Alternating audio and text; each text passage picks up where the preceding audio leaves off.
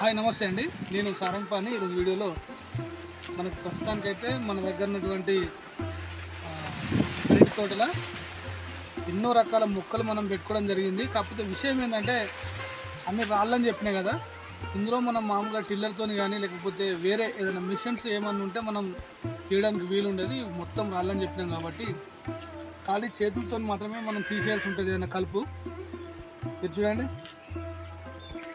ఈసారి నేను రీసెంట్గా కనీసం నేను ఇదంతా కలుపు ఇదంతా నేను తీసి ఒక నెల అవుతుంది కావచ్చు అంతే.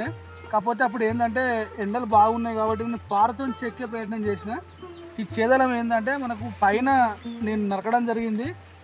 అది వర్షాలు పడేసరికి చూడండి, మొన్న వర్షం పడ్డప్పుడు నేను ఇది తీద్దామని ట్రై చేసిన, పీక్తే రాలేదు. ఇప్పుడు ఒక 2-3 వర్షాలు పడ్డాయి కదా, దీన్ని కంప్లీట్గా క్లీన్ చేయకపోతే మాత్రం గట్టి ఉన్న చూడండి. కలుపు మందు కొట్టినా కూడా ఇది ఇంత పెద్దగా ముదిరిన మొక్కలు చనిపోవు. దానివల్ల కూడా మళ్ళీ కొంచెం మనకు నాటుకొని ఉన్నాయి కాబట్టి వాటికి ఎఫెక్ట్ అవుతుంది. దాంతో పాటుగా మనకు కొంతవరకు మొక్కలు కూడా డ్యామేజ్ అయ్యే అవకాశాలు ఉంటాయి. ఏంటంటే వీటికి రాళ్ళ లోపల నా దగ్గర ఈ ఏరియాలో ఇప్పుడు అన్ని చెట్లు, అదేవిధంగా కోళ్ళతో పాటుగా ఇక్కడ పాములు కూడా పెరుగుతాయి. మళ్ళీ పాములు అంటే సాదా సీదా కాదు, నాగం పాములే. ఎందుకంటే నాకు చాలాసార్లు తరసపడ్డాయి. మా ఇంట్లో కూడా ఆల్రెడీ ఇంట్లో కూడా పోయినాయి. ఇదంతా చుట్టూ అవుట్స్కాడ్ ఏంటంటే మనం మామూలుగా ఇవే రాళ్ళు వేరే వేరే చెట్లతో ఉంటుంది కాబట్టి అన్నీ నచ్చి నాకు పడుకుంటాయి. ఈరోజు స్టార్ట్ చేస్తున్నా, చూద్దాం. ఒకవేళ వర్షం పడ్డా అంటే మనం ఇప్పుడు ఒక 2 వర్షాలు అయితే పడ్డాయి, ఇంకొక వర్షం పడితే మాత్రం కొంచెం ఈజీగా వస్తుంది. చుట్టూ ఎడ్జ్లకు మొన్న రీసెంట్గా అంటే ఒక 15 రోజుల క్రితం కంది గింజలు వేసిన. ప్లస్ ఈ ప్లేస్లో కూడా నేను కొన్ని జామ మొక్కలు రీసెంట్గా నేను తీయించిన కదా వీడియోలో, అది రాజమండ్రి నుంచి తీసుకొచ్చిన జామ మొక్కలు పెట్టిన. మధ్య మధ్యలో మాత్రం మీకు ఎక్కడికి చిన్న జూన్ చూడండి. ఆ ప్లేస్ అంతా నేను అంటేనే ఎక్కడ మనం గడపర వదిలేసిన ప్లేస్లో నేను 2-3 కంది గింజలు వేసిన.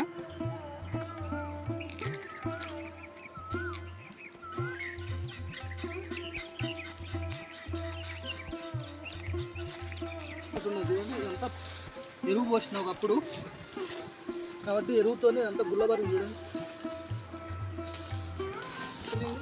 ఒక గంట సేపు చేస్తే ఇది కంప్లీట్ చేయొచ్చు. ఇది కంప్లీట్ చేసిన తర్వాత ఇందులో కూడా అవసరం ఉంటే మనం ఏదైనా కూరగాయ గింజలు పెట్టుకునే అవకాశాలు ఉంటాయి. ఇది కొంతవరకు క్లీన్ చేస్తే చూడండి ఎట్లా పువ్వులు చూడండి.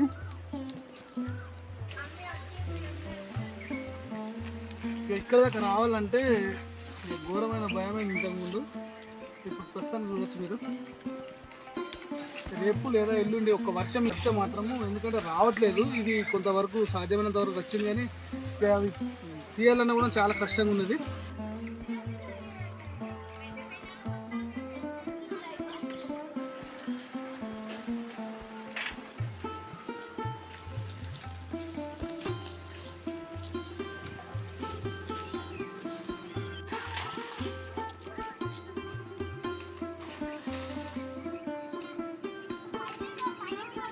వాస్తవానికి నాకంటే ఎక్కువ మా వాళ్ళు చేసిండు.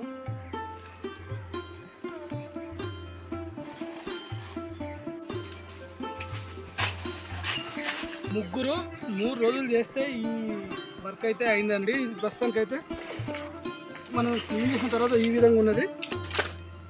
ఇప్పుడు ఈ గడ్డితో పాటుగా మనకు అరటి మొక్కలు కానీ ఉన్నాయి కదా, ఇవి ఎంటాకులు ఉంటాయి కదా, ఈ ఎంటాకులు తీసేయకపోతే ఏమవుతుందంటే మళ్ళీ మనకు ఈ ప్లేస్ అంతా గలీజ్గా పడుతుంది. అందుకోసం నేను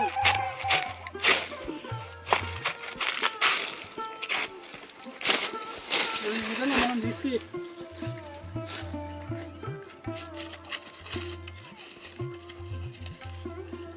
ఒక్క పిల్లగా ఉంచుతా. ఇక్కడ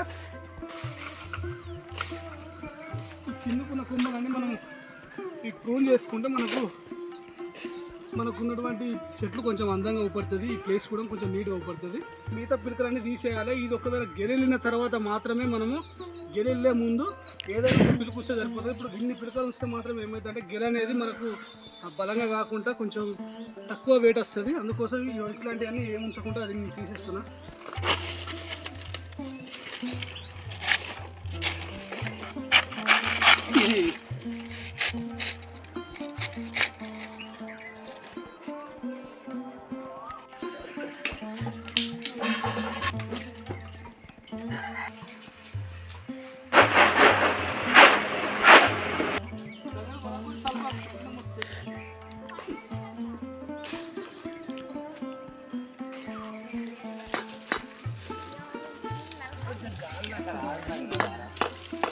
ప్రయత్నపూర్వకంగా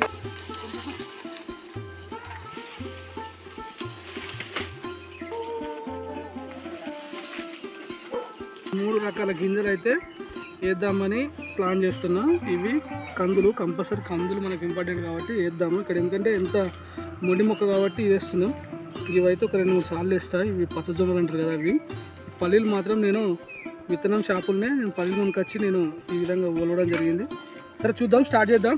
ఓకే, మనకైతే కంపల్సరీ ఇక్కడ ఎటువంటి మిషన్లు నడవాయి, చిన్న ప్లేసు, అదేవిధంగా మనకు రాళ్ళు ఉంటాయి కాబట్టి ఇదే మన నాగలి. ట్రై చేస్తా.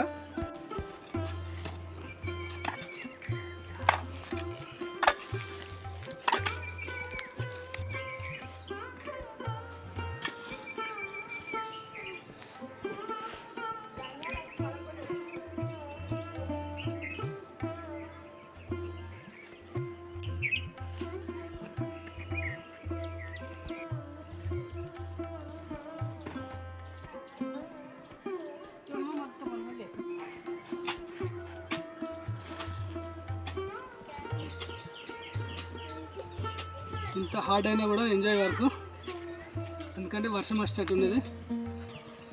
ఎట్లాగూ మనం అంతా క్లీన్ చేసినాం కదా. ఇప్పుడు గింజలు వేస్తే ఏంటంటే ఇక్కడ వర్షం వచ్చినా కానీ ఇవి మొలిసిందంటే తర్వాత కలుపు ఏమున్నా కానీ మనం తీసేసుకోవచ్చు. లేదంటే మళ్ళీ ఇంకా 4 రోజులు ఆగినాం అనుకో మళ్ళీ స్టార్ట్ అవుతుంది కలుపు.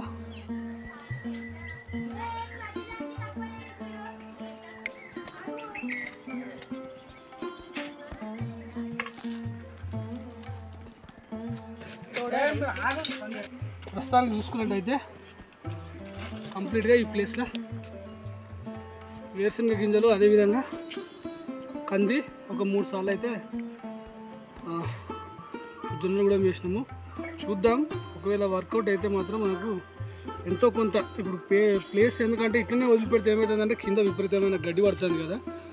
ఇది కొంచెం ఒకవేళ సెట్ అయిందనుకో గడ్డి కూడా పడది. నేను చూసినట్టయితే కంప్లీట్గా తడిచిపోయినా. మనం వేసిన కందులు మొత్తానికి అయితే మనకు పర్లేదు, మనకు వచ్చినాయి. కంప్లీట్ ఇట్లా చాలా ఉపడుతుంది చూడండి. ప్రతి సాల మధ్యలో కూడా వేయడం జరిగింది కదా.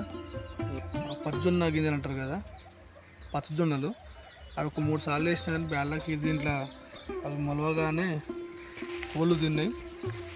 పైకి వచ్చి పైన మాత్రమే మనకు అది ఆకులు బయటకు వస్తాయి కాబట్టి ఆ గింజలు ఏదైతే భూమి పైకి వచ్చినాయో మొత్తం ఇక్కడ ఏం లేకుండా కోళ్ళు తిన్నాయి. కాకపోతే మన లక్ ఏంటంటే అక్కడక్కడ మాత్రము వేరుశనగ గింజలు కూడా కొన్ని ఉన్నాయి.